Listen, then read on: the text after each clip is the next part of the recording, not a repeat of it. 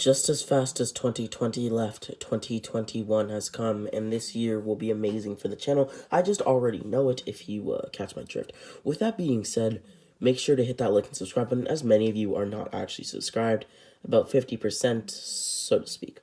Now, with that being said, make sure to share the video to a friend who likes to do this, or just anime content in general. Comment down below, and we can now begin the video. What if Naruto was dark? Shall now begin. We start the story off with a young Naruto, about 10 years old, looking out onto the Leaf Village as he would speak. Destruction, creation, peace, war? What does that even mean in a world like this? In a world where strength is the only thing that matters. A world where your life can be decided within a single battle, a single moment, Naruto would snap.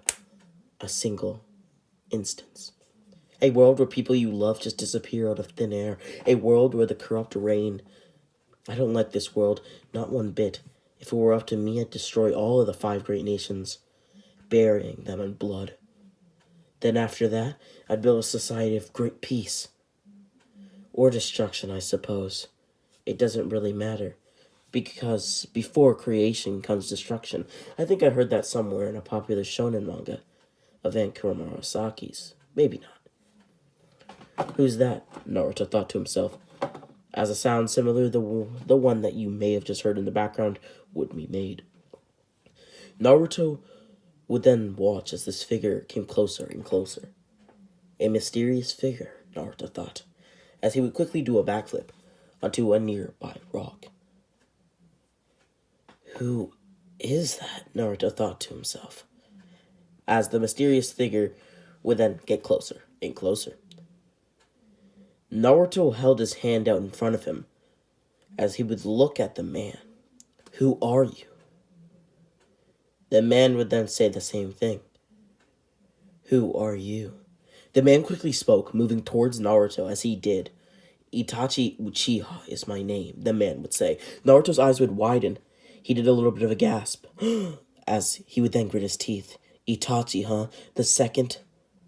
The second? Well, you're Itachi Uchiha, right? Yes, that is my name. Itachi would scratch his head. Well, how awkward, Itachi thought to himself. What do I do? Naruto then came flying towards Itachi, as Itachi would then prepare himself for any jutsu of Naruto's. Naruto would then slam his hands down into the earth, as he would now prepare specifically for an earth-style jutsu. Naruto would then stand bravely and valiantly in front of Itachi.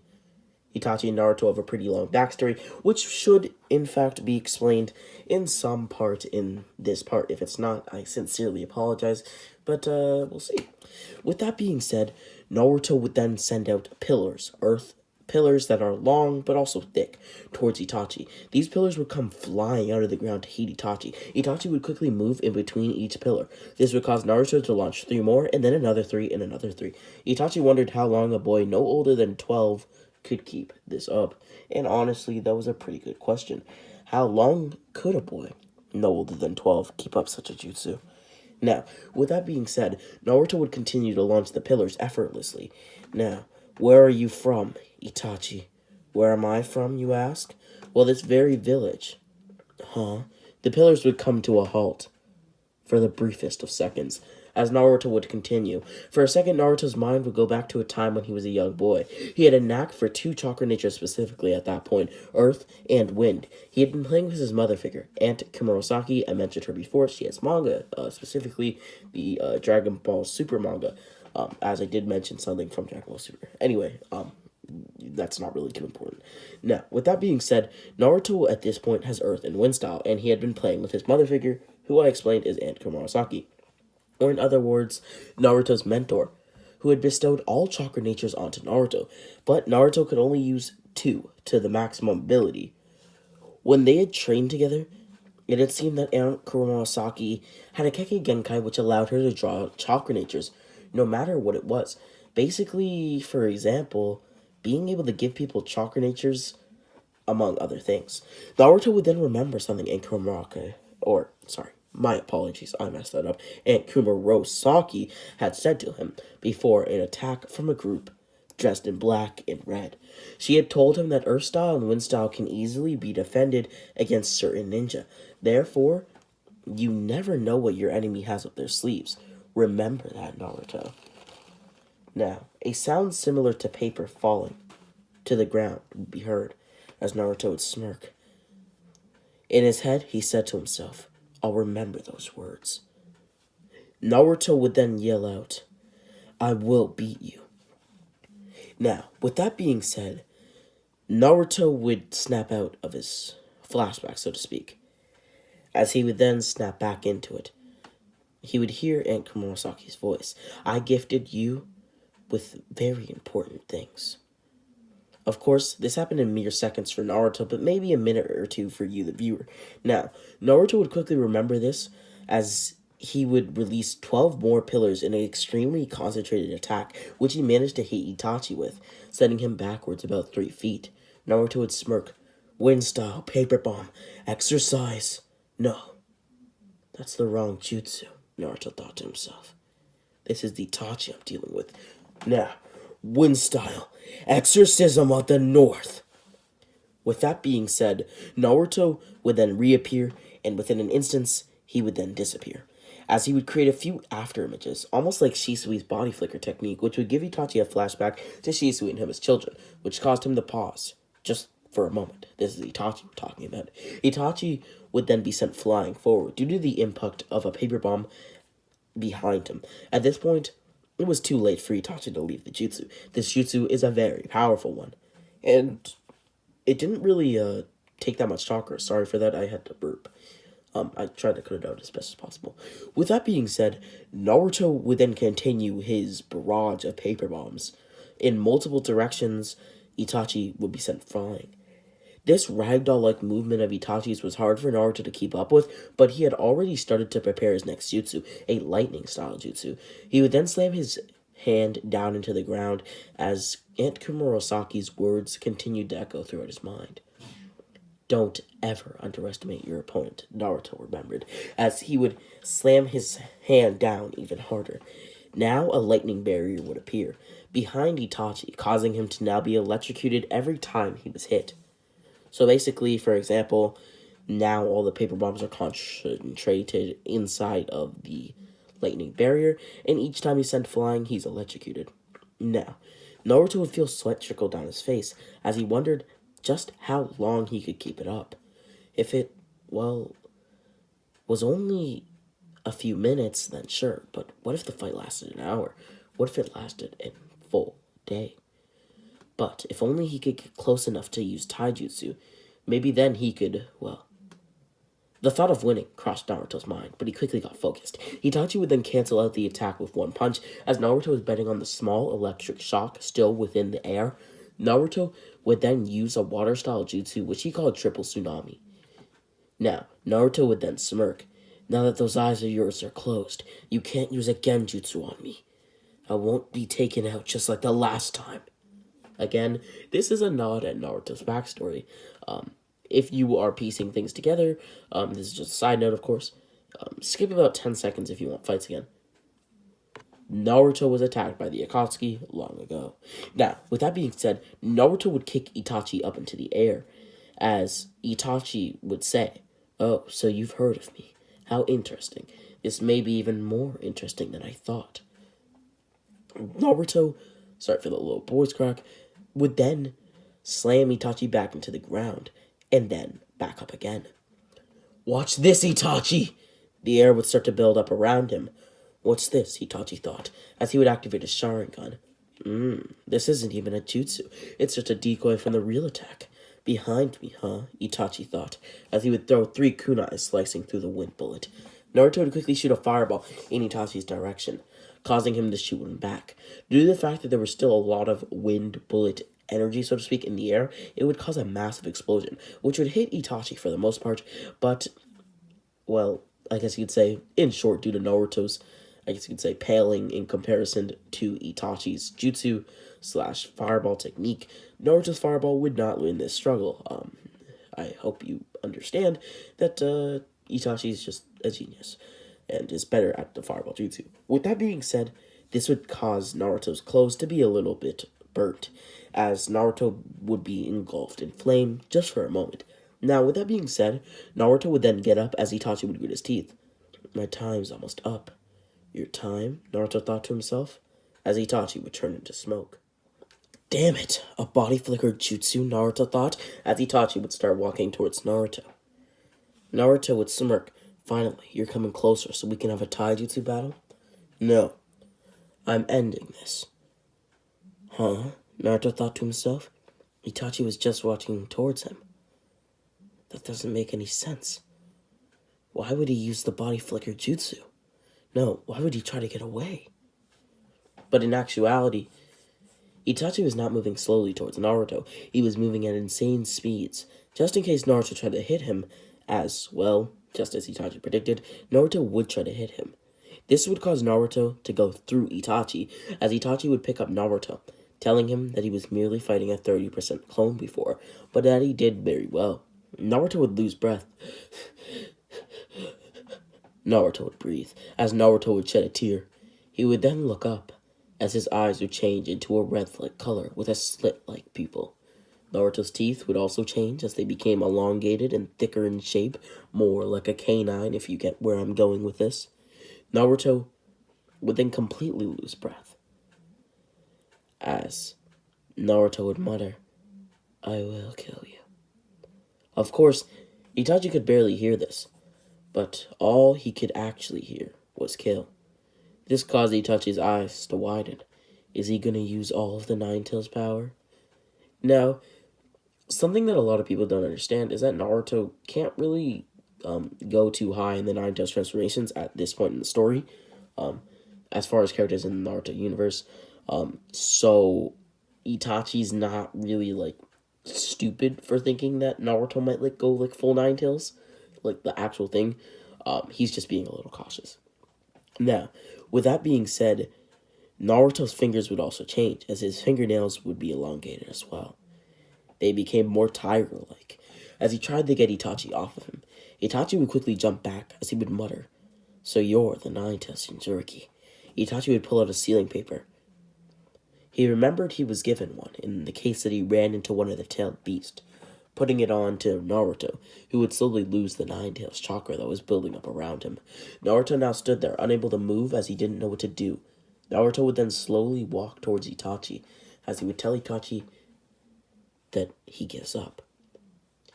Then, taking 2 steps backward and putting his hand outwards, he would say, I am Naruto, Naruto Uzumaki, and if this attack fails, then I am no greater than a frog. A frog? Itachi thought to himself. Well, whatever. He's just a kid anyway. I am the nephew of the late Kumarosaki, and even if I can only kill one of you, it's worth it. You were wearing the same outfit before. I damaged it. The red clouds, a black suit. Do you remember the purple-haired woman you murdered in the land of creation? Yes, I do remember. She was almost as strong as our leader, if I recall. And with that, we wiped that little village off the map. Well, for the most part, anyway. Somehow, this statue of a man and woman holding a small baby was still standing. Anyways, I'll be leaving, Itachi would say, turning his back on Naruto. You could say this was similar to, say, a gag moment in an anime, for example. Naruto would then watch as his greatest foe thus far started to walk away. Naruto would then build chakra around his hand as the chakra gathered, and he would release an attack as big as a tailed beast bomb in its full form.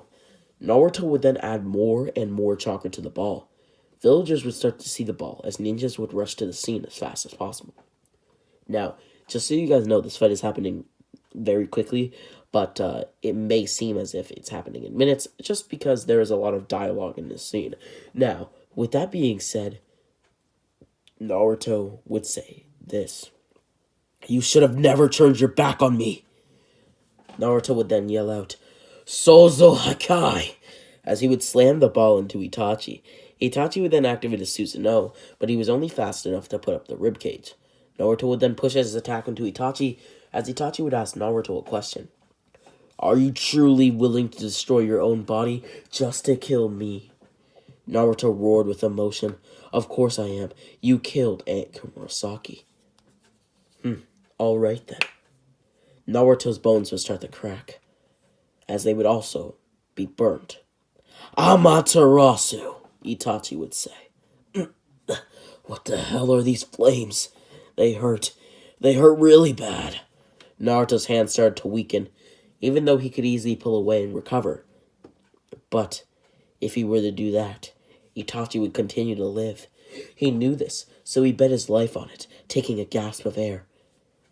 Itachi would die, Naruto would say. Naruto continued, even though Naruto didn't feel much pain due to the chakra around him and surrounding him. He would start to be burned, with his skin turning an orange-like color, similar to the skin that he gets after turning into the Four Tails transformation, like how he fought against Orochimaru as an example. Itachi would then speak. I respect your resolve, Naruto, so I'll give you the gift of survival. Itachi would then push Naruto back with his Susanoo arm, sending him into the ground, as we now switch to a much quieter scene. Itachi looked down on Naruto. Naruto would look up, as he would say only 2 words. Help me. Tears flowing down his face, this was an emotional scene, and breathtaking for Itachi. A mere child, who's now in tears. Itachi would look down on Naruto. This is true pain. When someone you were just fighting asks for your help. When the person who would take their own life just to kill you pleads for you to help them. I wonder just how broken you are. Is this even Naruto the Nine-Tails Jinchuriki? Quote-unquote, the nephew of Kumurasaki? Itachi. What? I need to survive to kill you. And the other black suits. Oh, the Akatsuki is their name. Now, with that, goodbye, Naruto. Come back here. Let me defeat you. I need to beat you. The chuckles of Itachi would be heard as Naruto would stare into Itachi's dim-lit eyes. One last time. Itachi would smirk. Infinite Tsukiyomi. This would cause Naruto to remember the events of his childhood in vivid detail, watching Kumurasaki die in front of him. Kumurasaki was actually related to Naruto, but that will be stated at a different date. If you want to know their full relation, well, it's Minato's sister. Her real name is Kumurasaki Namikaze. But with that being said, it is a Namikaze Kage Genkai that she has, but Minato never got the Kage Genkai because, well, through extensive research by the clan, it was shown that only females in the clan actually are able to unlock the Kage Genkai. But through rare cases, such as special forms of birth, a male can unlock this jutsu. Now, with that being said, Naruto was in pain as he watched these scenes. But he had also realized that he forgot a lot about what happened, and this made it all clearer. Naruto would then be in a dark void, as there was one other thing that he learned on his day. That Itachi was forced to kill his own clan. And what he did was, by the use of Genjutsu, tell Naruto a lot of things. For example, he told Naruto that he was actually Genjutsu'd into even going through with the plan of destroying the land of creation by Obito, which is actually true in this timeline. But he learned that Itachi, well, to be frank, didn't want to do any of it. And that Itachi worked for his current village as a double agent, and that he had a brother who means the world to him, and that he even killed his own clan. All of this stuff made Naruto flustered. He didn't know what to do, and it was kind of annoying, to be honest. Now, with that being said, Naruto didn't know what to say. If Itachi was forced, then it wasn't actually him. But he committed the crime. These questions plagued Naruto for the day, as he sat there, broken, beaten, and dying. A brother who means the world to him? That he would even kill his own clan for? Now, I did it for another reason, Itachi's voice would say. So my brother, so he can be strong enough to protect himself from Madara Uchiha. Madara Uchiha? I've heard about him in books, but only books. You're telling me he's still alive? He's ancient, Naruto thought to himself in his head. Or rather, the genjutsu. Now, I need someone who can protect Sasuke. In my absence, I need someone who can be my ears, maybe even my eyes. I need someone to help me. My body is breaking apart from my terminal illness.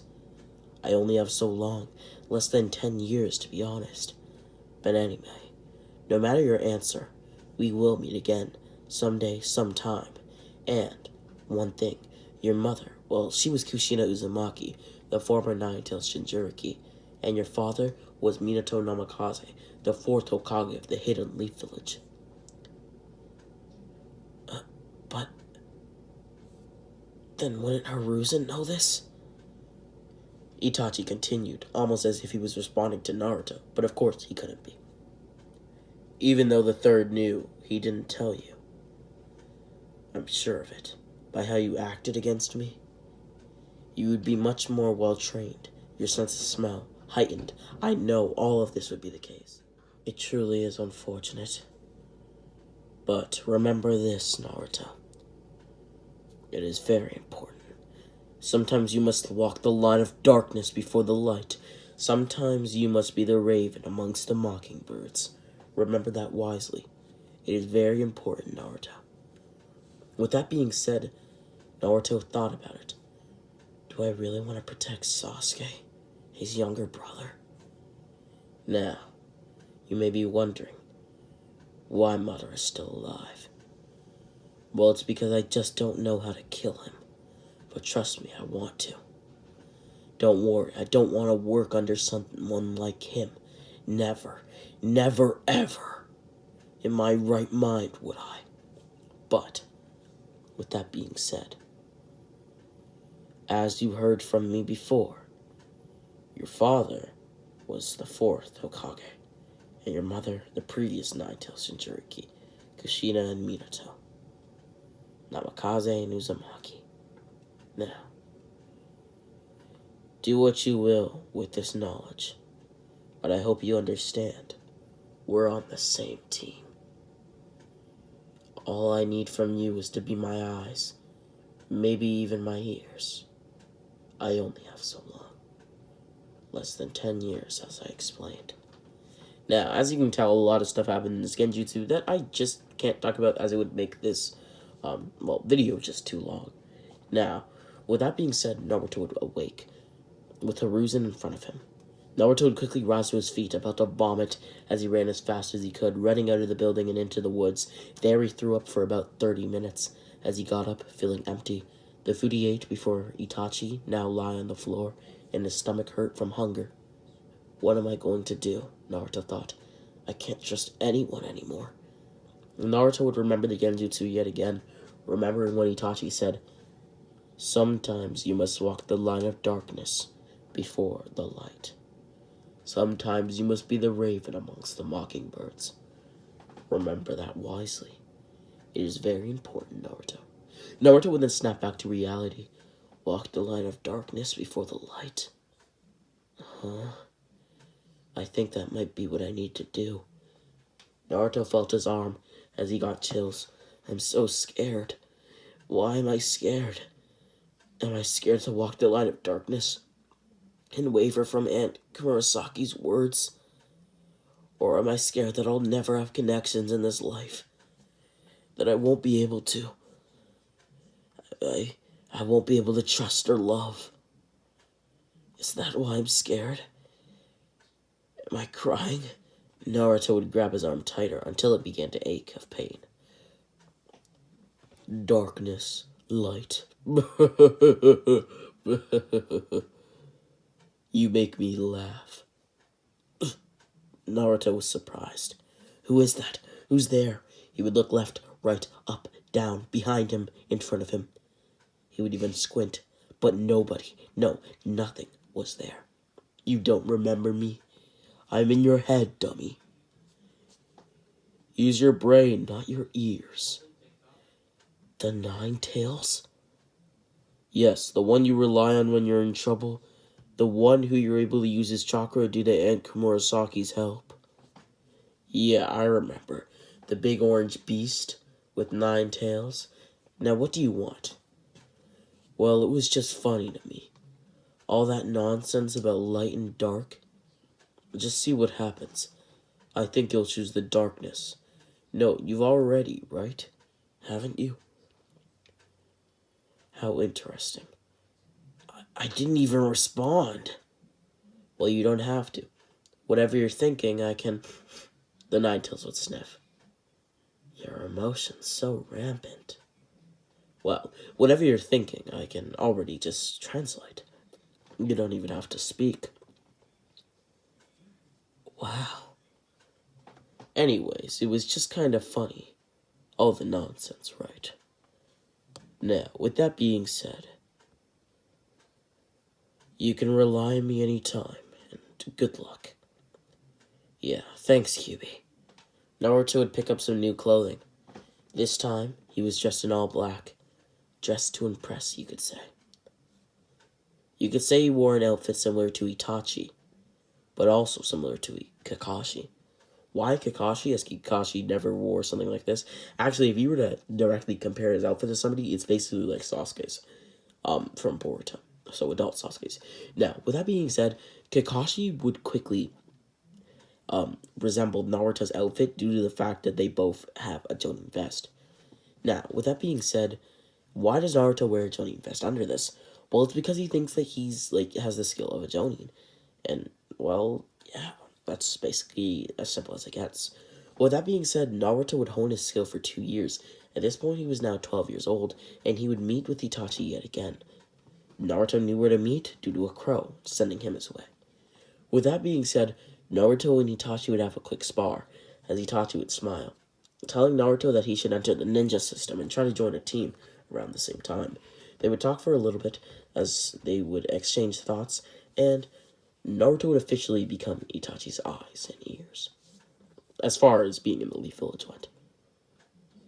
Naruto would then decide to join Team 7 on the day that they had been formed.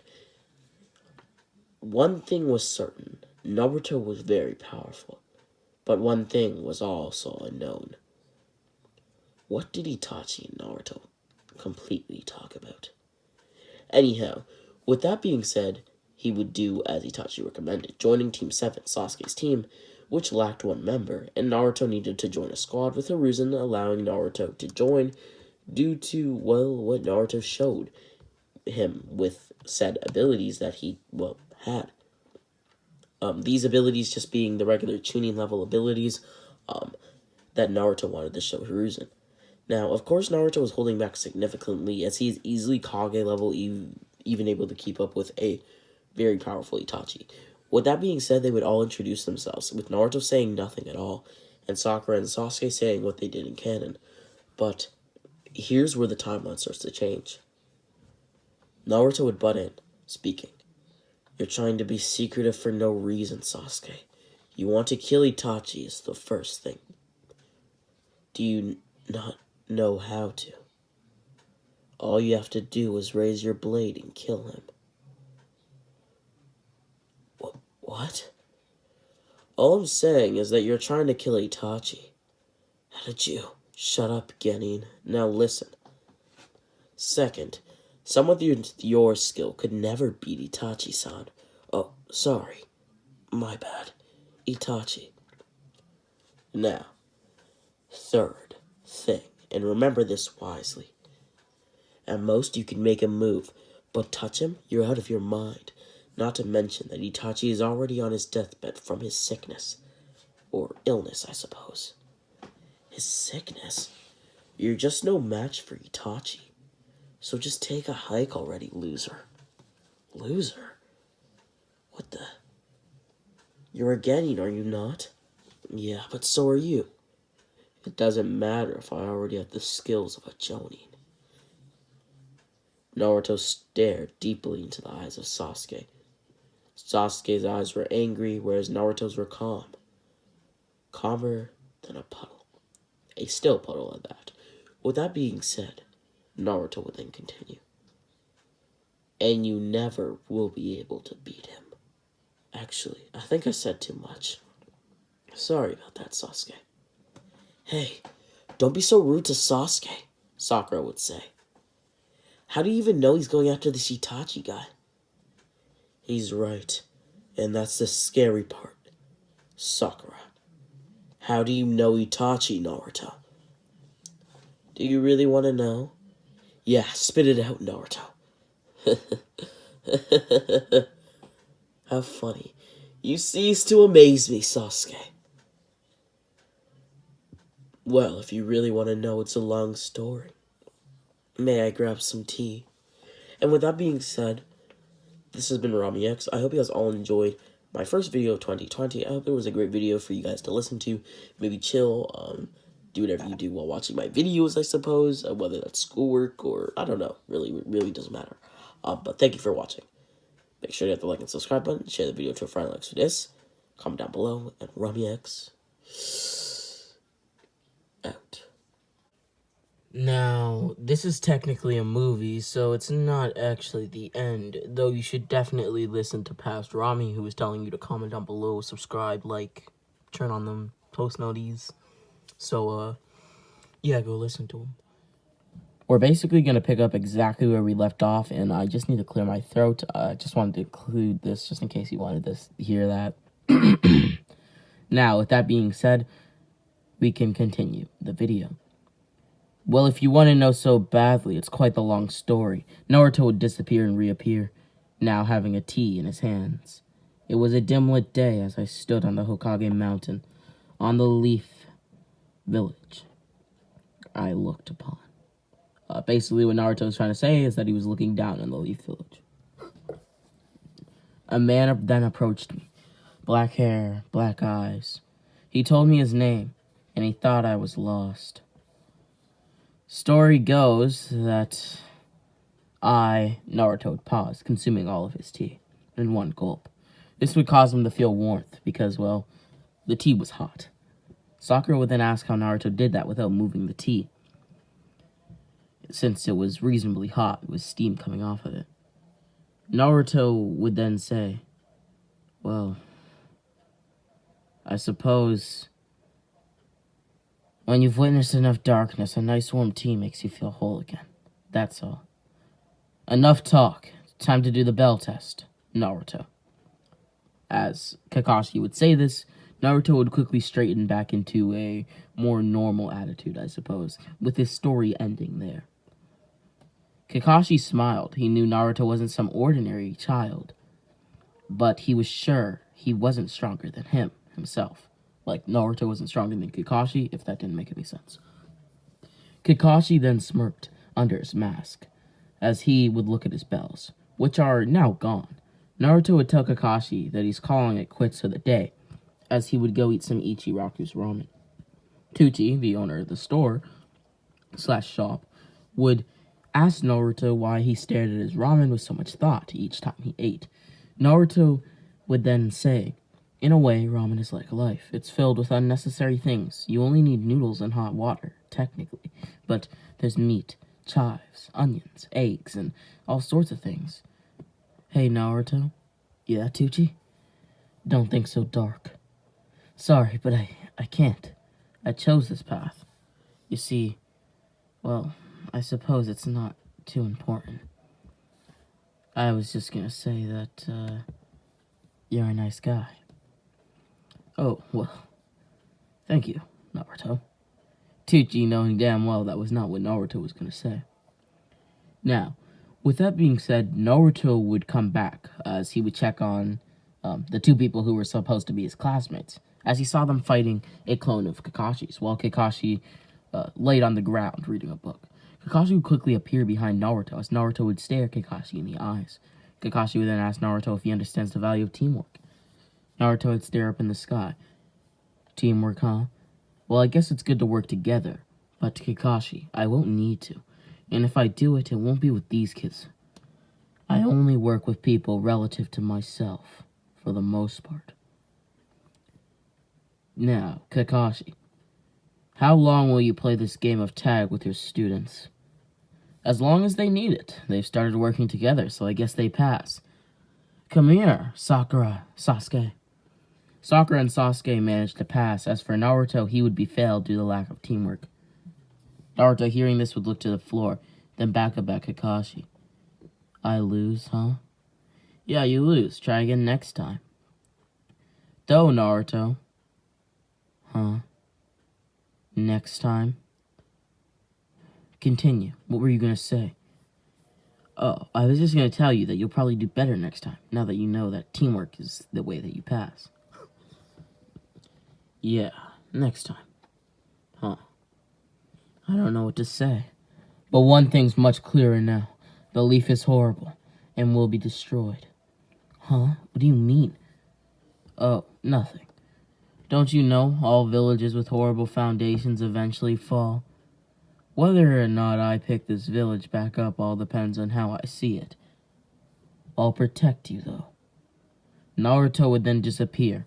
We now skip 1 month into the future. This would be when they are sent to the Land of the Waves, or Land of Waves, to be simple. Here they would fight Zabuza, and in their first encounter, they would almost die, if it weren't for a certain ninja.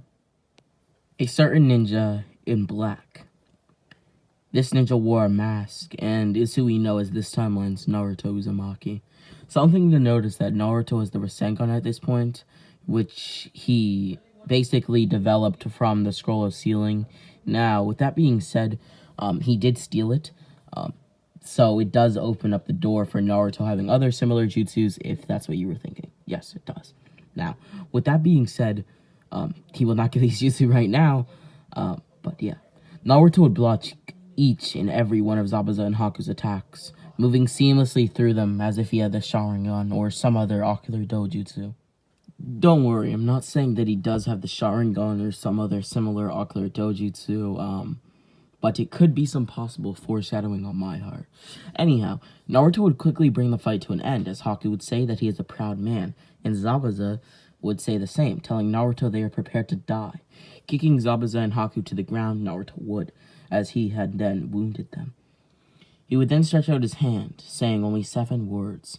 Do you wish to join my utopia? Zabuza. I suppose, but what's in it for us? If you trust me, I'll give you the world you want. No, I'll give you the greatest gift. Freedom. And what do you want from us in return? The only thing I want is loyalty. We accept. All right, Naruto would say, picking up both Zabuza and Haku, holding them over his back, as he had now knocked them out. He would then rush to the Leaf Village, as he would then quickly vanish into thin air. He was now underneath the village. Looking around, he would find a hospital. There stood a doctor and a nurse, their real names being Iwa Tsuchiwada and Don Tsuchiwada. They would do surgery on Danza and Haku.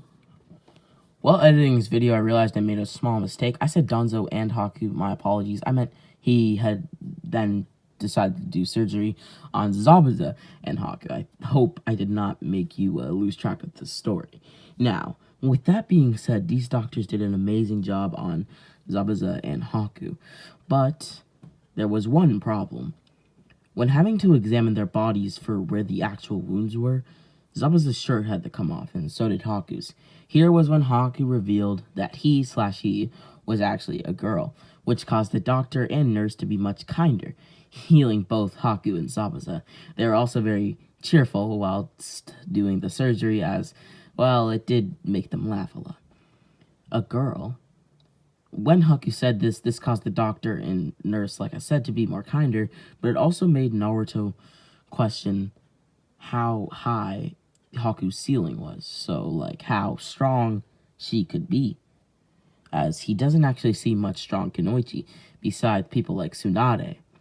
Now, Naruto wondered something else, which Zabuza would ask Haku. Why did you reveal such a thing to Naruto? Naruto wondered the same thing. Haku would then say a few words. Well, I don't know. There's a small warmth that comes out of you, hidden deep underneath the cold. Haku now stood, staring towards Naruto. Yeah. Whatever you say. Anyhow, let's go get you guys some training. These two, they will be your tour.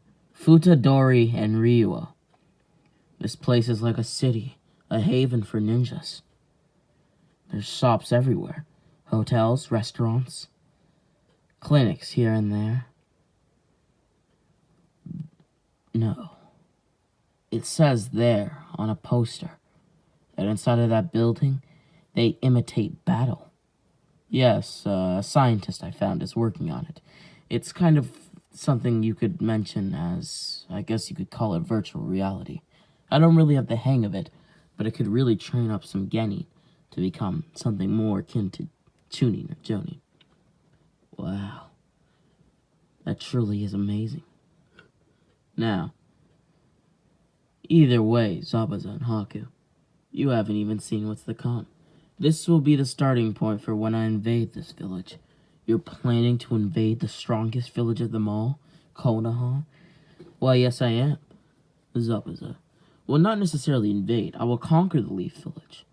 Anyway, Futadori and Ryuo will guide you through the beginning of my utopia. Haku would then speak. Question, Naruto. Yes, Haku? Well, how did you meet these people, who I assume are now loyal to you, just like we are? Well, many people are here. There's about 100 currently. But I met them in most cases through others, like, for example, there were a few on the brink of death, and they were abandoned by their squad leader. It really didn't matter to me who they were or what they had done in their past. If they were loyal and kind individuals on the inside, I didn't care. I took them in. We could have 10,000 down here already, but construction isn't the quickest. By the next few months, I would have a village of 100,000 straight ninja. Now, with that being said, I'll leave you to your vices. There's also a room. It's really close to mine. I mean, like, really close. It's right next door. Just so I can check on you guys from time to time. Of course, you each have your own homes, but they're all connected through a small door / I guess, tube that you can walk through all of the houses through. If that makes sense. I think we'll know when we get there. Yeah, of course. Naruto would then use the body flicker technique, disappearing as he walked towards the village. Greetings. Now, who's he saying greetings to is probably your question, as you're thinking, greetings to who? Well, he's saying greetings to an injured and heavily injured, Sasuke, Sakura, and Kakashi. Now, with that being said, he would then take off his mask. I am Uzumaki Naruto, the man who walks the path of darkness, the one who will lead this generation. Anyhow, how are you guys? Silence would be heard as Naruto would look up. He found a raindrop as he would smile. Looks to me like the gods are upset. I wonder why. Is it because I didn't heal you guys up as well? Sorry about that. Take these. They're a bit of, I guess, healing potions. A scientist of mine developed it. Take them. I'm serious. Yeah, I don't know if I trust it. Fine, I can just apply it to you anyway. Naruto would then throw the healing potion towards them as it would break over all of them. This would cause them all to be healed. About a 50% increase in their health. So they were now all perfectly good to walk, that kind of thing. and they were basically healed up of all wounds and scratches, stuff like that. With that being said, Naruto would smile. Now, I kinda think I want that. Naruto would disappear and reappear, Kakashi's Sharingan now in his hands. Kakashi would then grab his eye in pain as Naruto would smirk. What's wrong? Are you missing something? What the hell? Well, anyways, it's not yours, so I'll keep it. Just kidding, I don't want this eye. It looks a little weird. Here, have it. Naruto would drop the eye on the ground, as Kakashi would get a medic to put it in, or put it back, I suppose, later that day. Naruto would then meet up with the Akatsuki, specifically Pain, who he needs help. Now, how do I explain this? Naruto basically wants help from Pain, and he wants him to do that almighty push that he did in Shippuden, when he originally attacked the village, so that Naruto, like, his job is much easier. Now, of course, Pain would accept because Naruto would give him intel on the whereabouts of the Nine-Tailed Jinchuriki. I know. How ironic. It's literally just him. Now, he was actually disguised as Minato, Namikaze. He had a mask, and, yeah. But Pain, of course, like I said before, would agree. He wants to know where the Nine-Tails is. But he wanted to know why Minato, of all people, a Hokage, would want the village destroyed. Minato would then say that, well, the village isn't as so it seems. Many of the people who have power are evil. So I want to destroy it and then reclaim its glory. Well, I suppose you are a good Kage, but many people will die, don't you think? Of course, their sacrifices, everything. If you can, try not to kill most people with it. Just break things. Like buildings? I see. Alright then. Now, you have about a year. Naruto would also go under the radar for 1 year, as Sasuke still stayed within the village, because there was nobody like Naruto who he needed to compete with, and he was content with his level of power through, whatever means he obtained it, mostly by training with Kakashi. Now, with that being said, Sasuke would start to develop a kindness similar to Naruto, but he would still be a little rash as far as his attitude goes, and a little bit dark, just a little bit. You know, you can't change all things. But he also developed a small relationship with Sakura, which I won't get too deep into right here. Now, with that being said, he was also starting to develop just like he had in canon. Now, at this point, the village would be peaceful, as Naruto now had 1 million people living in his metropolis. All ninja, most converted ninja from being bandits, but ninja nevertheless. In this timeline, we're going to assume that a normal village has about, give or take, 50 million people, right? Like a normal great nation has about like 50 million people on average, with about 100,000 to 1 million being ninja, and the rest being normal people. Now, with that being said, the people living in Naruto's metropolis had a very happy aura to them. They were all proud. Now, with that being said, nevertheless, the bandits were basically why there were so many ninja. Now, with that being said, Naruto also had a Sharingan on his arm and one in his eye, covered by nothing, as for some odd reason he was able to switch between them. This was in part due to an experiment he did by injecting himself with Uchiha DNA beforehand. With that being said, Naruto got much stronger over this year, and the Sharingan gave him a much-needed edge on most Jonin. Whilst training with his Shadow Cones, he, realized his body started to develop another Sharingan in his other eye, which would only help him in the future to increase his body's maximum potential. He then added Senju DNA with the Uchiha DNA, which fortified his bones and made him much stronger. Not to mention how he managed to use, one wood-style jutsu so far, known as wood-style great sword. This sword basically could transform even a wall if Naruto so chose to. That's just how flexible this sword was. It's kind of like a cheat code in a way. He can basically, this sword can basically turn into a wall, for example, if he needed it to. Kind of smart, eh? But with that being said, Naruto was just that kind of guy. Now, with that being said, he even got his hands on different kinds of DNA from different clans for his members, though. So for the people he trusted. Now, with that being said, he also met Sasuke during this year, one time, telling him for, well, some reason or another, that he needed to get stronger, and that Itachi would be coming to the Leaf. So just sit where you are. He would also say that great change is coming to the Leaf Village.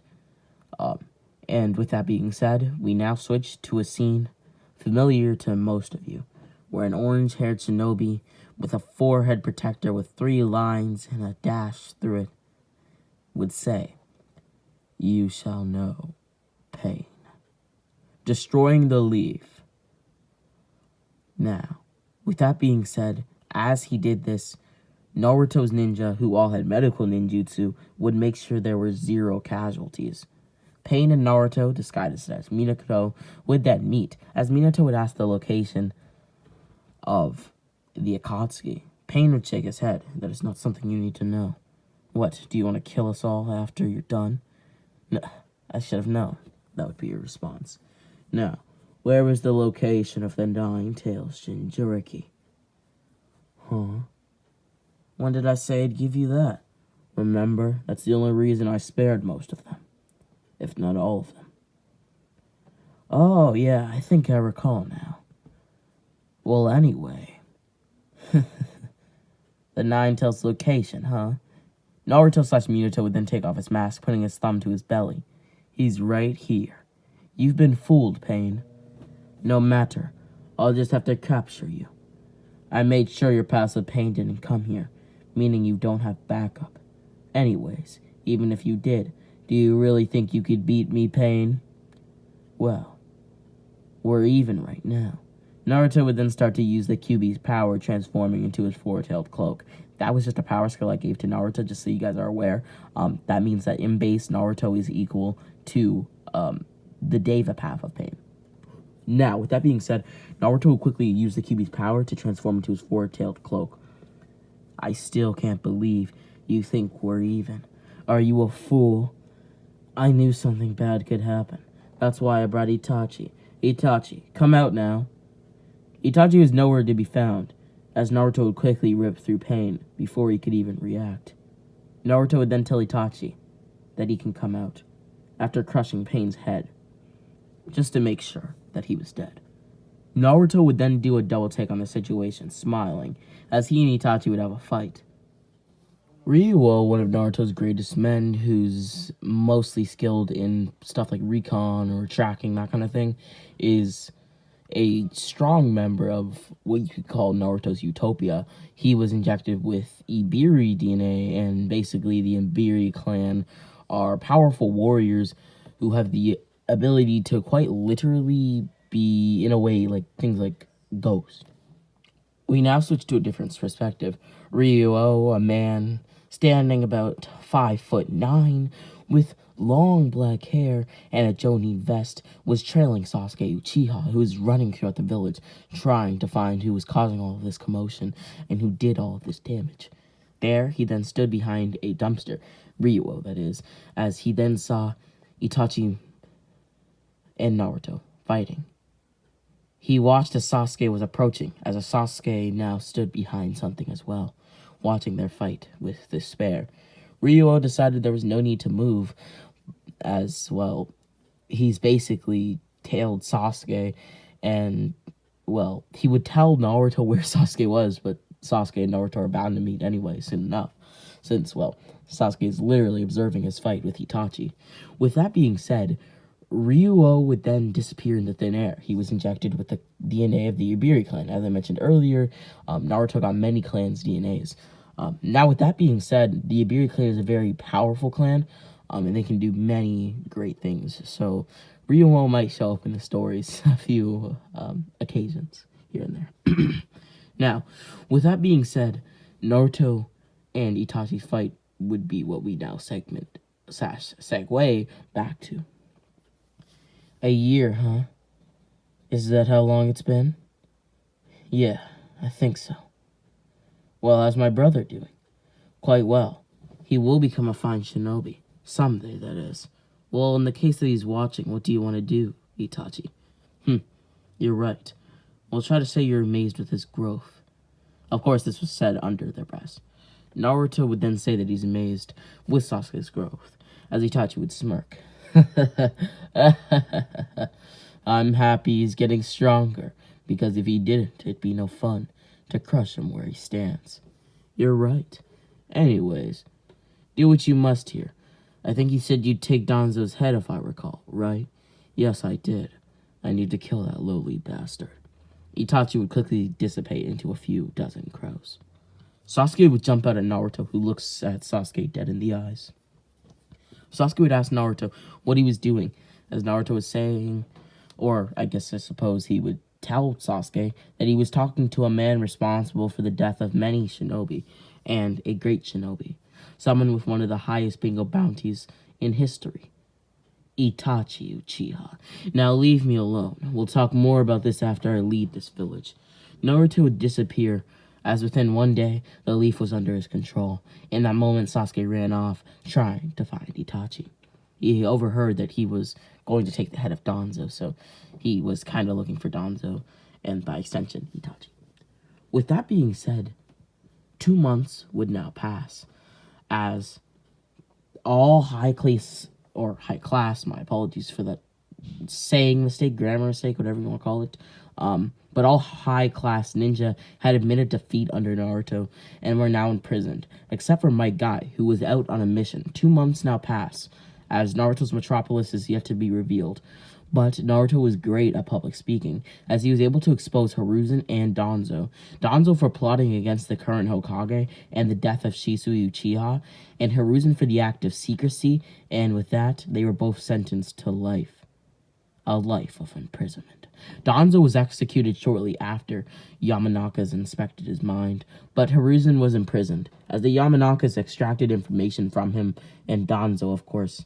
Many people didn't like Naruto as a Hokage in general, due to the fact that he was so young, but Naruto's ability to build relationships with the people of the villages, never mind the Leaf Village itself, was highly regarded.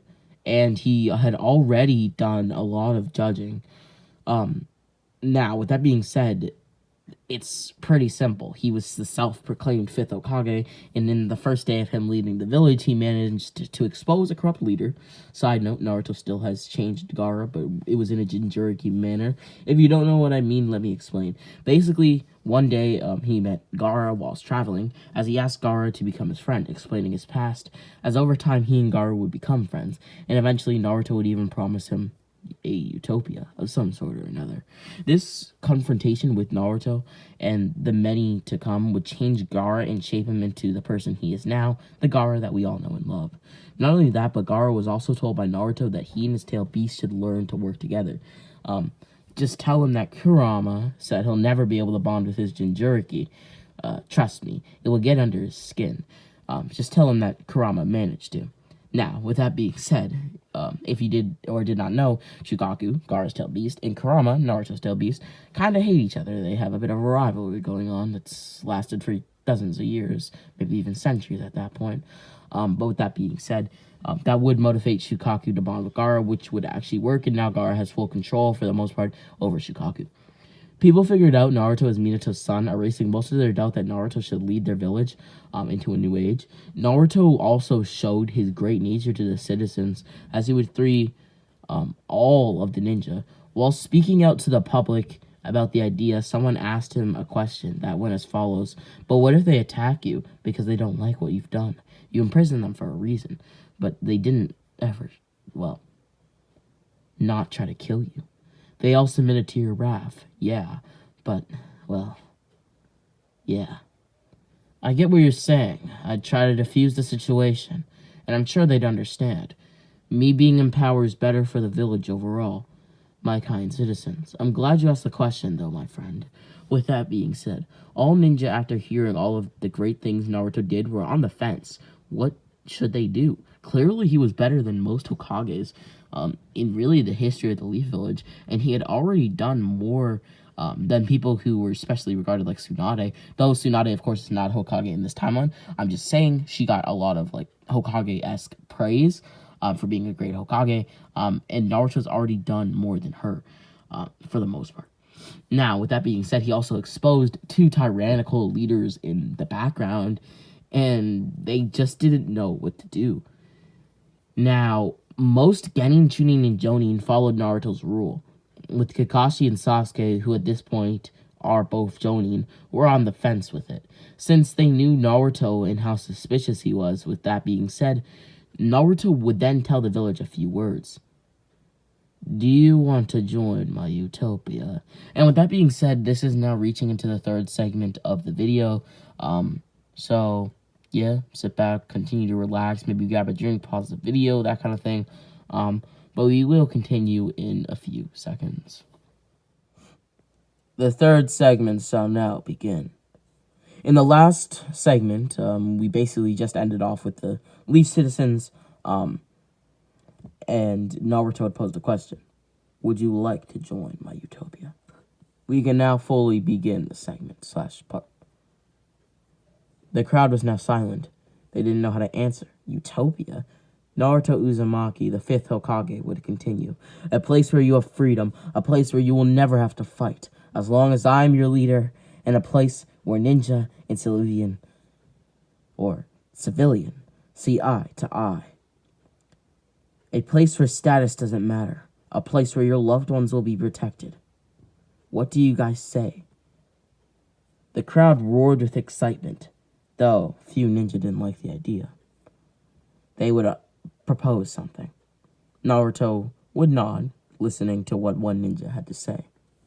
Now, that's great and all, but how the hell are you going to accomplish any of this? Well, first of all, don't worry about that. Weird answer. Next question. Eye to eye with civilians? We're ninja. I understand that, but you'll see. Okay. Weird answer again. Next question. Should our authority as ninja not continue to stay? Never mind the fact that if you have such a peaceful society, nobody will gain power. Power is gained through terror. Sure, that may be true. But I never said that everybody had to be peaceful, that everybody didn't have to fight. I mentioned that civilians wouldn't have to fight. I mentioned that the village wouldn't have to fight. You will never have to fight a battle that I wouldn't fight. Do you understand? What's wrong? I don't know. I've met 2 Hokage in my time, the 4th and the 3rd. And none of them, or I suppose neither of them, had ever talked to me in such a way. This warmth I feel from you. I applaud you. You came up and talked in front of a crowd, spanning hundreds of thousands. With that being said, the crowd continued the roar of excitement, as all of them would say that they would join his utopia. Naruto would smile. Now, all people who can work, build a wall around the Leaf Village, and then I want multiple homes. I never said gaining this utopia would be easy. On the outskirts. Now, I want to propose an idea. I know, it's a lot in one day, but I'll continue. Now, the idea was that the Leaf citizens would be protected by a wall, and that high-ranking ninjas, so basically, Jonin and Kage-level ninja, would be protected by a wall as well, and that high-ranking ninja above them would not. Let me continue to explain this. It goes a few levels. All right, a few of the crowd would say as they wondered what Naruto was going to say. Now, like I said, Jonin and Kage-level ninja would live on the outskirts, with villagers who didn't trust the system staying with, well, the ninja. Or some of the ninja, I suppose. Let me try to explain even better. Now, some of the ninja who lived there would include Asuma, Kakashi, Guy, Kurenai, Ebisu, Sasuke, and many more. These people would also be the people who would step up in case of emergency. Now, Naruto had also created a wooden mountain of sorts, where his two most trusted subordinates lived, Zabuza and Haku. So they had multiple lines of defense. Before the Leaf Village could even be touched by an enemy, never mind enemy forces, the Leaf had a defense system. Never mind the fact that the Leaf also now let in any foreigners, but they would have to live on the outskirts of the Leaf. With that, they easily rose above the Cloud Village and became very aggressive. Naruto also made all ninja take an extra training course to increase their skill, and a part of the citizenship test to get into Konoha was knowing a form of martial arts or a form of chakra nature, or a form of like something ninja related. So like a shadow clone, doppelganger, anything really, right? Now, with that being said, Naruto had taken many precautions. These were just the normal precautions Naruto took to ensure the citizens' reality of a utopia of sorts. Now, Naruto wanted, well, many things for his village. Not to mention what was known as the Resting Guard. What is the Resting Guard, you may ask? Well, it's basically a group of 10 of Naruto's shadow clones that have been sealed into a place and will not, well, really never move unless somebody disturbed them, but will also never be destroyed, even if Naruto were to, say, die. They have the job of barrier duty, keeping a chakra barrier dense enough to stop 20 Rasengans at once over the village. That's basically a precaution so that like bandits trying to attack the Leaf Village could never get in, and well, it wouldn't be a hassle for Genin and Chunin to have to deal with. Now, sorry for that little wheeze. I've been doing that a lot lately. I do not have COVID, I swear. Now, with that being said, Naruto took even more precautions. With that being said, let me explain. Due to the fact that one area of the Leaf Village was left open for people to travel into the village, this meant that each person who entered the village was immediately placed into a computer-based database, and their abilities were tracked. For example, if a foreigner was, say, making out to be some weak, starving man who knew a form of martial arts, something like that, the computer would basically recognize the person as a threat because they're not who they say they are. They have multiple chakra natures, that kind of thing. So no ninja who are foreign ninja, so who aren't native to the Leaf Village, can come into the village without being tracked and alerting higher ups. Now, with that being said, as far as places to do things, there was as much restaurants in other areas of the Leaf as there were in the main village area. Now, with that being said, Naruto's villages slash villagers only problem was that Chunin were always gone, collecting bandits who could be let into Konoha and or became, or I guess would later become Genin and later Chunin. Because of the fact that Naruto valued bandits and saw something that many people didn't see in them, that was kind of Chunin's main goal. But it was also the only way that they can support their families. Naruto realized that bandits do things that they do because that's the only way they can make ends meet. Now, with that being said, he gave the bandits what they needed. He gave them money, they gave them resources, that kind of things. And so bandits saw Naruto as some sort of god in a way and would serve under him loyally like any other ninja. Now, the next thing Naruto did was cut off his need to follow the Land of Fire and ask for approval for anything. Basically, he just genjutsu'd them into allowing Naruto to do anything he pleases. This meant he could even expand it to other lands within the Land of Fire. Now, with that being said, he chose not to, as just he really didn't have any need, but, and, well, also to avoid warfare. But Naruto would instead expand only in the Land of Fire, and we'd even start to create multiple underground cities as to make more use of space in some parts of what was now known as New Leaf Village, or New Konoha. The New Leaf Village part of it was even in the air, kind of like a 2-story home, but in this case it would be a 2-story city, and in some cases 4 and 3 in some parts of the village.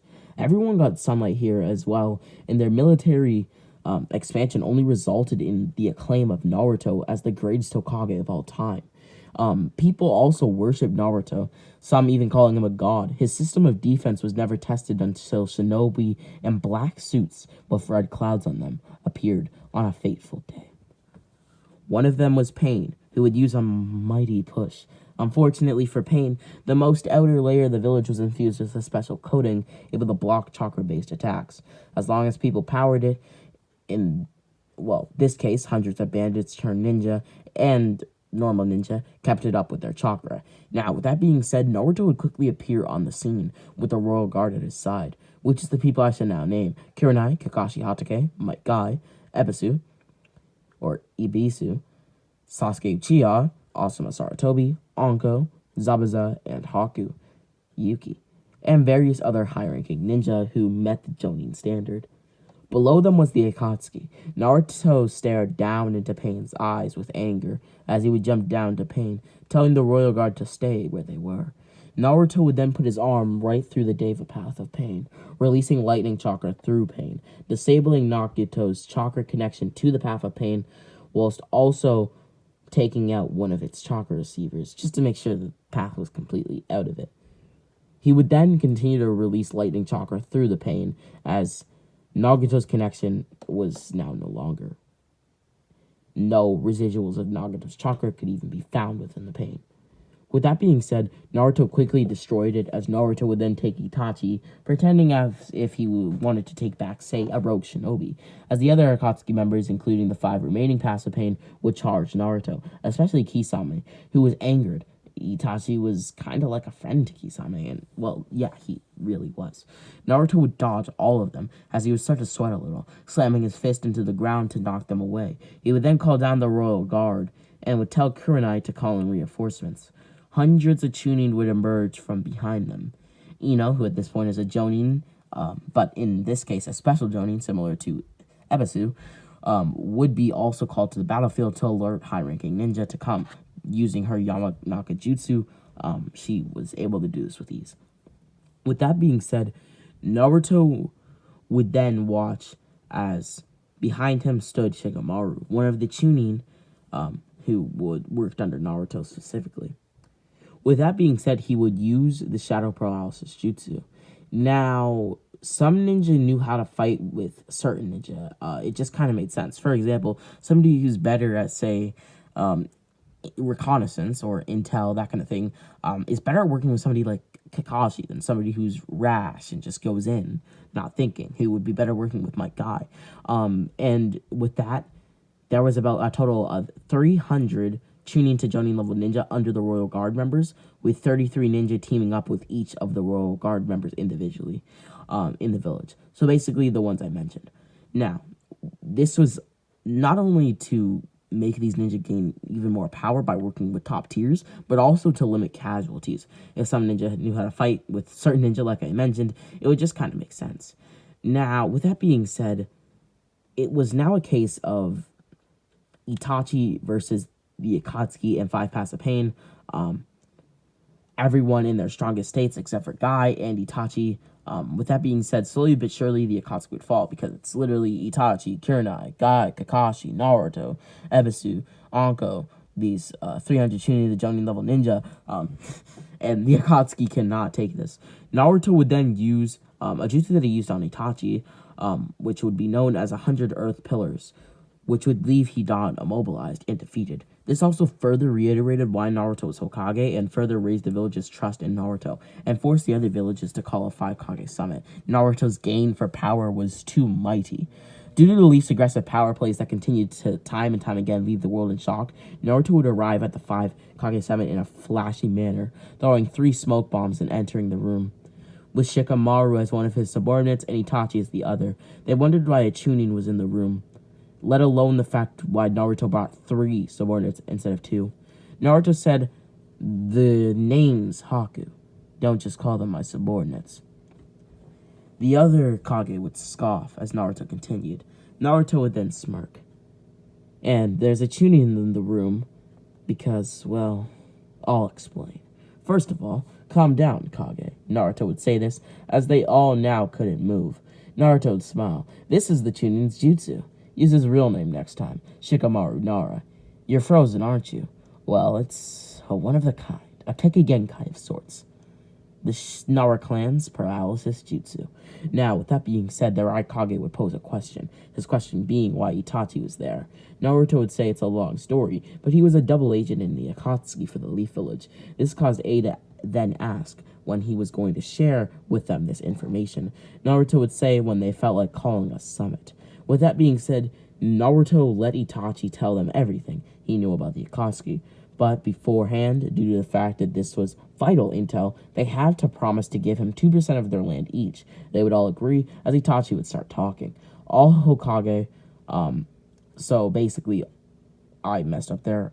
Now that I'm editing this video, I realized I might have to stop. And I meant to say all Kage, so just take it as all Kage, not all Hokage. Would then get a knock at the door, as it was just to let them all know that Naruto had defeated the Akatsuki. And so it was basically just a messenger telling the Kage.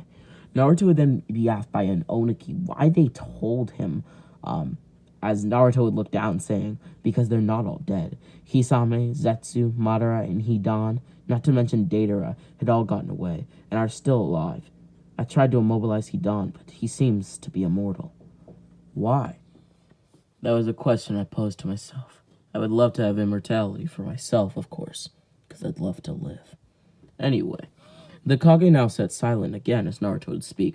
I think an alliance would help us with this problem.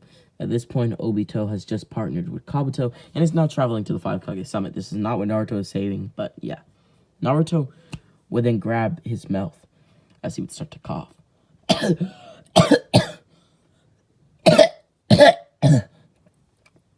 Blood would pour out from Naruto's mouth like a fountain as the five Kage, all, or four at this point I suppose, looked at Naruto. Haku even peeked in, looking at Naruto with a scared look on her face, as Itachi and Shikamaru were both scared as well, for Naruto's health, of course. Naruto then looked up. I'm perfectly fine, but I think I've been overworking my body. Most of our construction, I've done it myself. And this battle, while fighting so many Kage-level ninja at the same time, really pushed me overboard. Damn.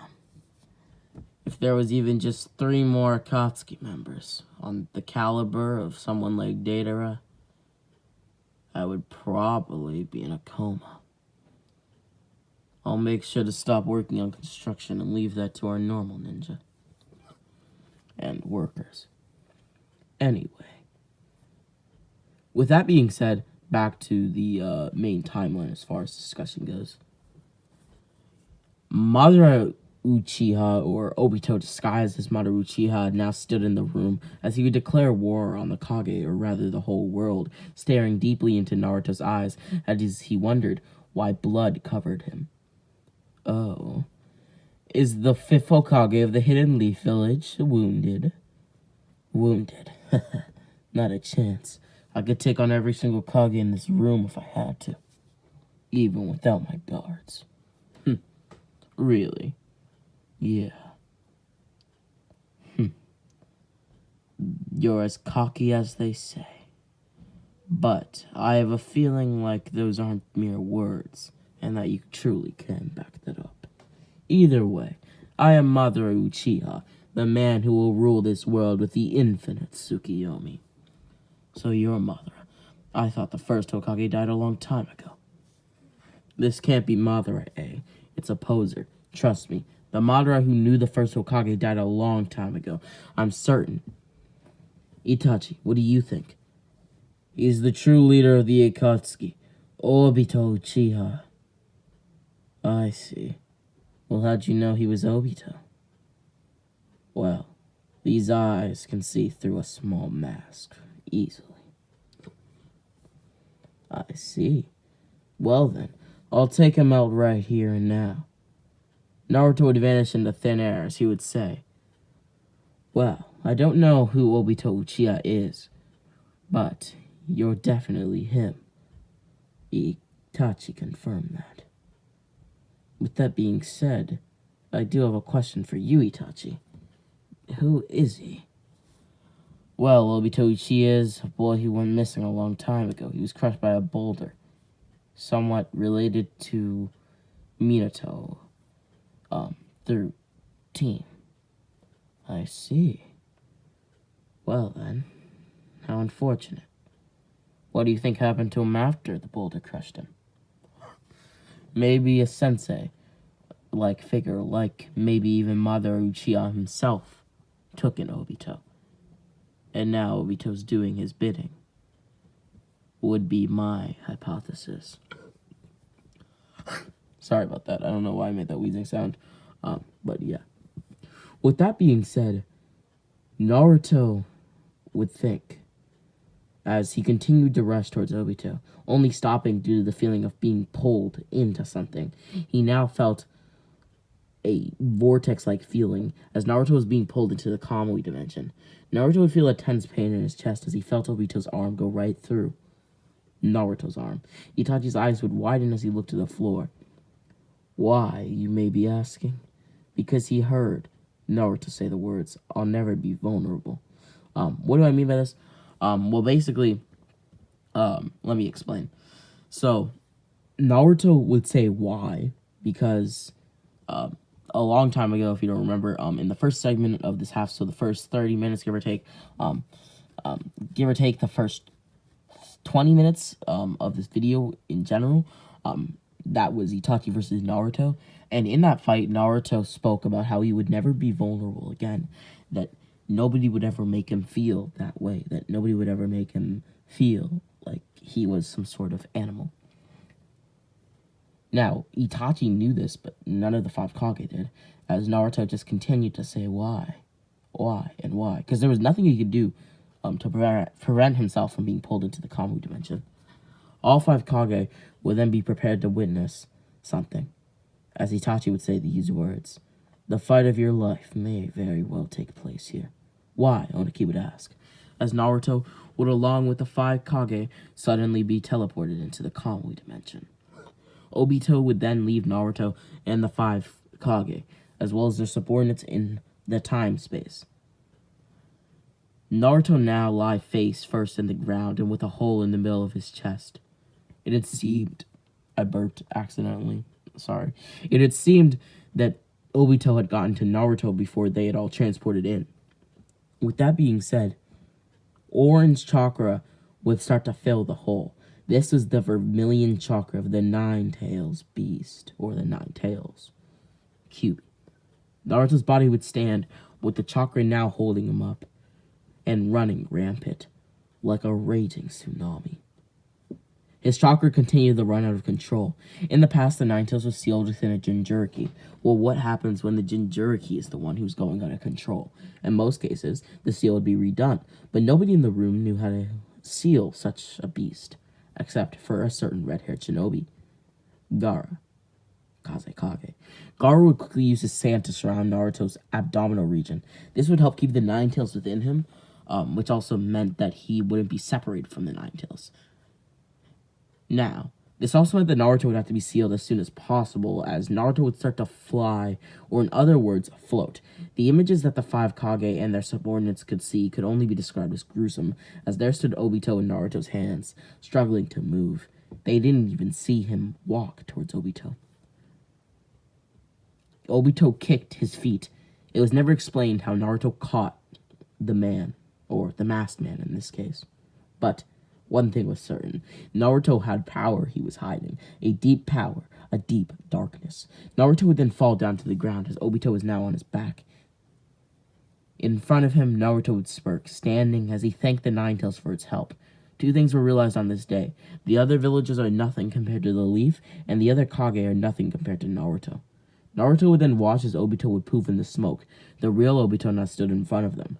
All as Naruto would pull out a scroll. "I plan to learn this jutsu in 2 months, but I suppose I can't wait." Naruto would create 10,000 shadow clones, who all practiced this jutsu, which allowed Naruto to master it almost on the spot. Now, with that being said, we know this jutsu as the Flying Raijin. All of the clones would then dissipate as Naruto would send a kunai flying towards Obito. Obito would quickly send a kunai into the real world. Into the real world. I don't know why I pronounced it like that, but yeah. Naruto would then smirk, as Naruto would say, "I knew I wasn't fighting the real Obito, but I made sure to give you a real good beating whilst I did it. You see, When I fought you during a year of my training, I couldn't even hit you, and thus I retreated. This time I won't. You see, Obito and Naruto had actually met on one occasion. This was to confirm something of Naruto's suspicion that the masked man who Itachi told Naruto about at one point or another was an Uchiha. Now, with that being said, Naruto would continue to smirk as he would give Gaara kunai and vanish. Fortunately, he arrived close to the land of waves, as it would be easier for him to get back to the Leaf Village. Yeah. Naruto would then send 50 kunai into the Kamui dimension and vanish again. With that being said, he found a mask and using hair extensions, played himself off as the fourth Hokage. This all happened really quickly because Naruto was in a hurry. Once there, Naruto would smirk, as Obito would ask, why the disguise? Naruto would smirk under his mask, saying, disguise, questioning what Obito said, as he would appear to have a ball of condensed chakra in his hand. This jutsu is known as the legendary Rasengan. Quick explanation in case you're wondering, when did he learn the Rasengan? Well, he does have the, Scroll of Sealing in his possession. He is the fifth Hokage, so that's a part of the reason. But also because he knew that his father wielded the jutsu, and he kind of just wanted to pay homage to him. And also, it's a powerful technique that can help him protect the village in future. With that being said, Naruto would then throw a kunai at Obito. Obito would phase through it. In that instance, a scene so dynamic and so reminiscent would play out.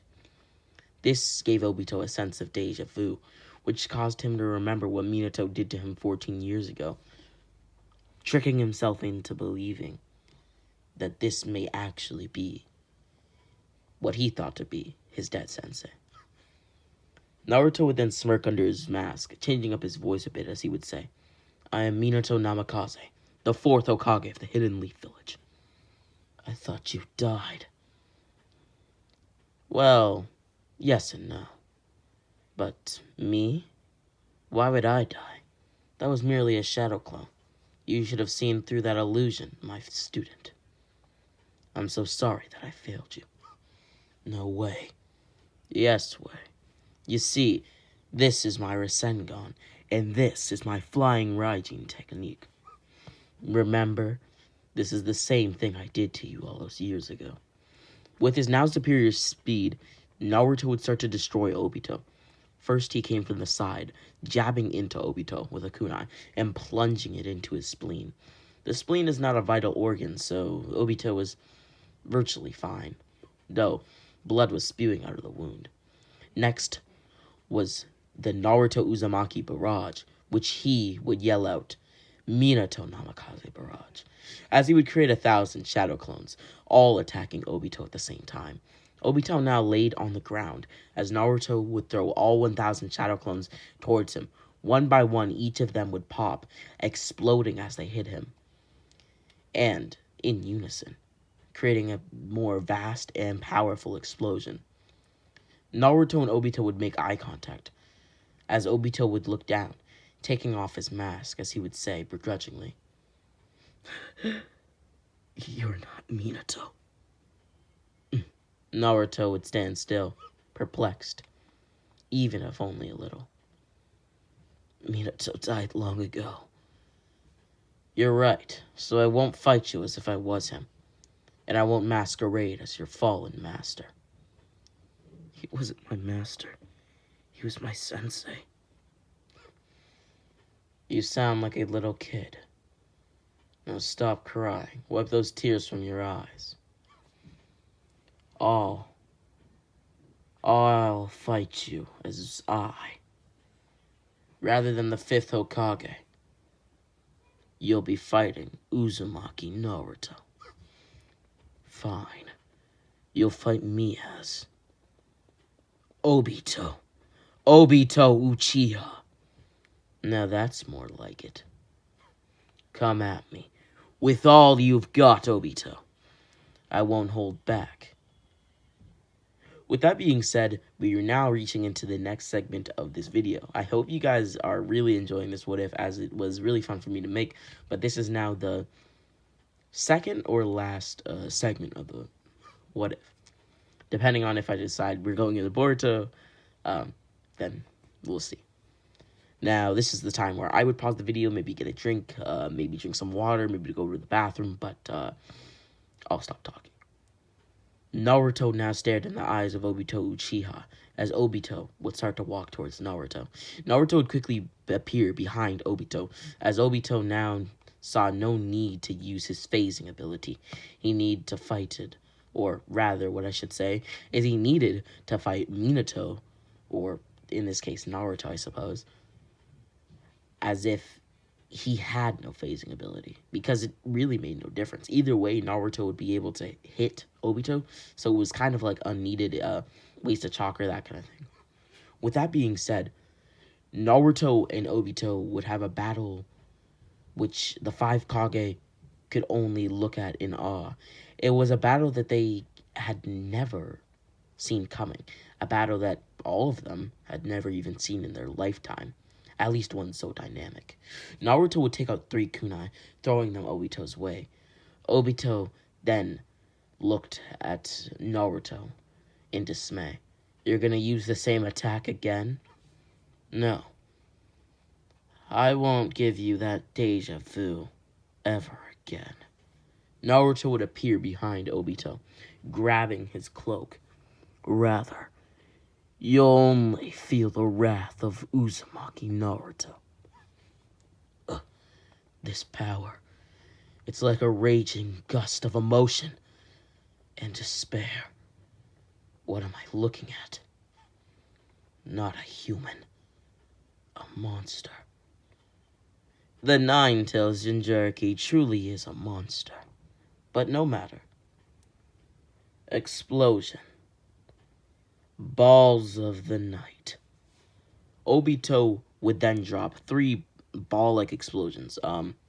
Why does he have a jutsu like this? Well, he was Toby, and these abilities can come in handy. I don't know if you know this, but Toby is kind of overpowered, even though he may not seem like it, and his attacks really do a lot of damage. So, yeah. It is an attack that Naruto is going to block against.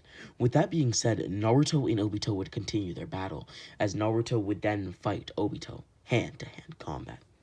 1, 2, 3, Naruto started a barrage. Obito blocking each and every hit. Naruto thought to himself. He's capable of blocking all these hits. I wonder how much more.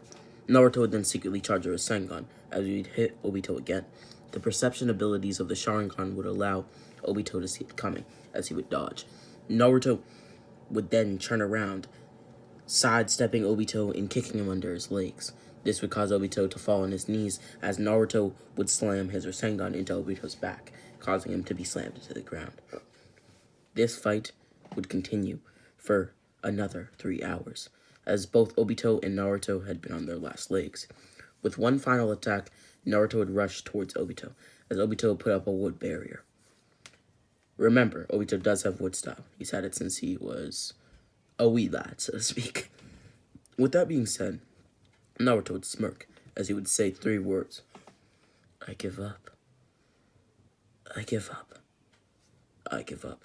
Technically that's 9, but he repeated those 3 words 3 times.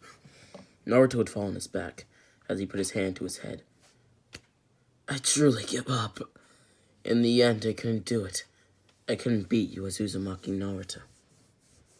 Naruto would then teleport and reappear. It had seemed he had used the Flying Raijin Jutsu. As quickly as he left, he returned, now wearing his Hokage hat and battle armor, fit for a warrior of the Leaf Village. Naruto slowly walked towards Obito with a different demeanor now. Entirely. As Obito tried to hit Naruto, but Naruto was too fast. With a straight face, Naruto charged a Rasengan, ready to slam it into Obito. As he would do so, delivering a fast-acting Rasengan to his stomach. This would cause Obito to fall on his knees, coughing up a pool of blood that wouldn't stop. Naruto, being close to Obito, didn't want his gear to get stained, so he quickly moved the gear and his Hokage hat off of him. The other Kage watched as Naruto quickly dealt with Obito. With that being said, Naruto would kick Obito, slowly, stepping on his body whilst he called him names like failure and idiot. With that, Obito would stop coughing, and Naruto had effectively subdued Obito and captured him alive. He would then pick up Obito, as he had picked him up by the mask. He wondered what the man would do. He also wondered what Obito looked like under the mask. Naruto would then listen to Obito as he murmured, or in other words, muttered, summoning jutsu, white crusade. Naruto would then watch as two white beings would be summoned, with Rinnegan in their eyes. They had both appeared. They were calm and looked ready for anything as they stepped down onto the floor of the dimension. Who are you? One of them asked. The Kage looked at them with confusion, as Gaara would say that his name is Kazekage Gaara. And you? Oh, I'm Taka. And the Kazekage clan has nothing to do with this, do they? What do you mean? He wouldn't understand, brother. The other Otsutsuki, just so you guys know, these are Otsutsuki, the other Otsutsuki would say, well, either way, this is my brother, Korra. He's not much of a talker, as you can see. Taka would then tell them that they fused a pact with the masked man, as they would explain. You see, normally a Otsutsuki would not be able to come to Earth unless granted permission from the king, but through a summoning contract, we can bypass that law. Through our power as well, though, in turn, our power is extremely reduced, by about 50% to be exact. We still can be on this planet, though. Now, we also can't have our pact breaking, so we can't let Obito die, or we'll die as well. I see, Naruto would say, pushing chakra to his hands, as he would slowly push down Obito's head, without Taka knowing Naruto was just about to crush Obito's head into nothingness, until Korra slammed his foot into Naruto, grabbing Obito, as Korra would speak. You tried to pull a fast one there, Naruto. So you've heard of me? No, I know who you are entirely. One of my special abilities is combat pause. You're in my special domain now. In here, no time will pass in reality, but multiple seconds will pass for us. Years, even. If we stayed here long enough, we both could probably die. Now, enough of that. I have a question, Naruto. Naruto, now on the ground, bloody head. No other choice but to listen to Korra. As you can tell, I am quite powerful. But nevertheless, I do have a question for you, Uzumaki Naruto. Naruto would laugh, ready to listen to Korra's question. Korra would then speak. By any chance, would you mind if I destroyed the Leaf Village? That's my village. Hell no. Fine. Then shake my hand. Naruto would proceed to shake his hand, as it looked like they had been traveling through space. Naruto would look around, as he saw multiple things that he had never seen before. Everywhere, there was wounded people, bloodshed, war, battles, etc. Naruto looked back at Korra as Korra spoke. In my youth, I had no power, nor wealth, so I was a low-ranking Otsutsuki. This stirred my hatred towards the higher-ups in the clan. As a matter of fact, if it were up to me, there'd be one king to govern, and no class system. It's all bogus, I tell you. How the nobles treat the low class. So I became what I hate. But then I wasn't satisfied with that. I see, Naruto would say, as Korra would continue. I just want to purify my kingdom and behead the king of the Otsutsukis. Right on! So you want me to help you kick his ass? Yeah, but I really want a pact.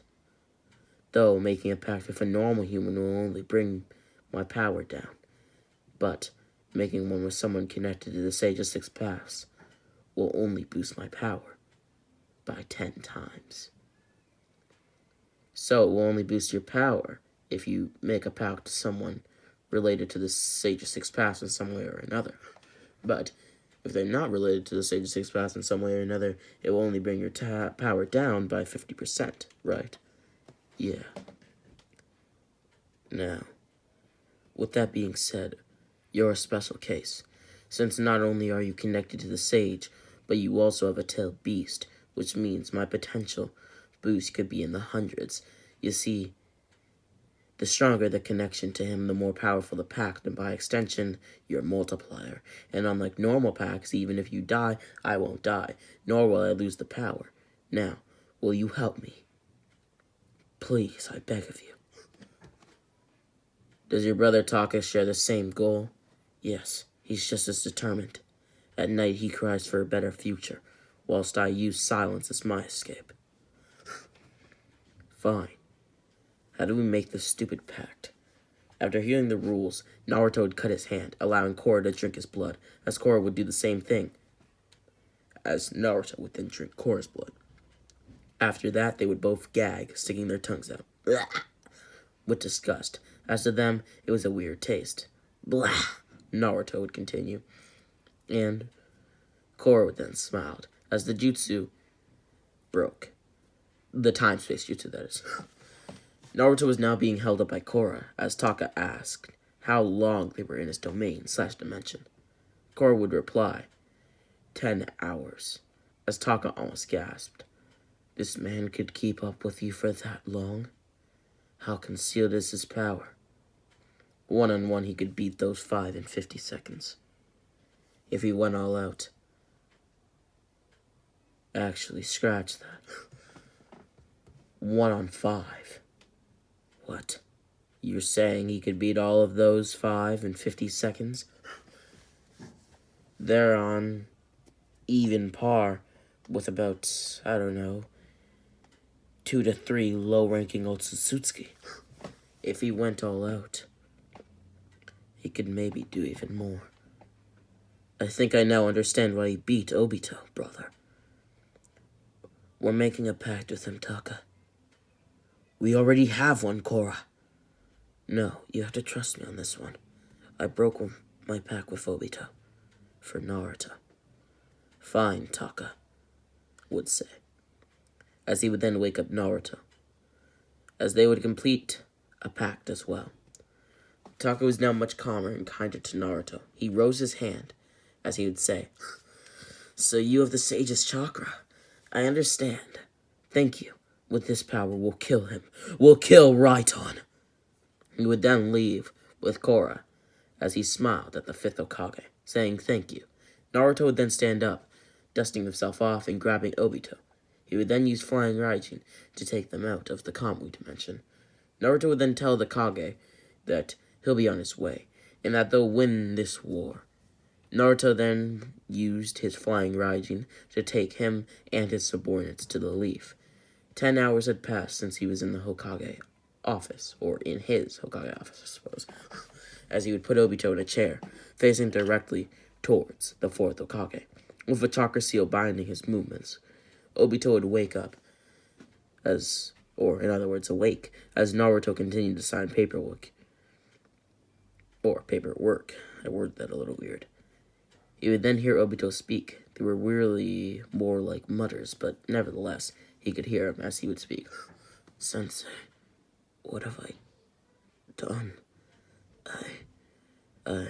Naruto walked away from his desk, leaving Obito to drown in his regret. As he stared down on his kingdom-like village, he smiled, declaring that everyone in the village could rest easy. Now, many years had passed, and Naruto would have Boruto with Hinata Hyuga. They both fell in love with each other years later. Now, with that being said, Sasuke would still marry Sakura, but would be a lot different. What do I mean by this? Well, he was always in the village. He didn't have to leave the village all the time because his abilities were now good enough to where he could be both a father / a husband and be a high-ranking ninja and a skillful ninja as well as a good ninja for the Leaf Village. Boruto's gonna be a lot less bratty here, as Naruto is also a lot less bratty. But yeah, so I'm not really gonna summarize Boruto too much, as that's not really my goal here. But yeah, this has been the final segment of What If Naruto's Dark Part, the movie, I guess. And I hope you guys all enjoyed. Sorry, I make this wheezing noise a lot lately, but yeah, I hope it didn't really disturb your listening. Yeah, I hope you guys all enjoyed. Make sure to hit that like and subscribe button, and Rami X.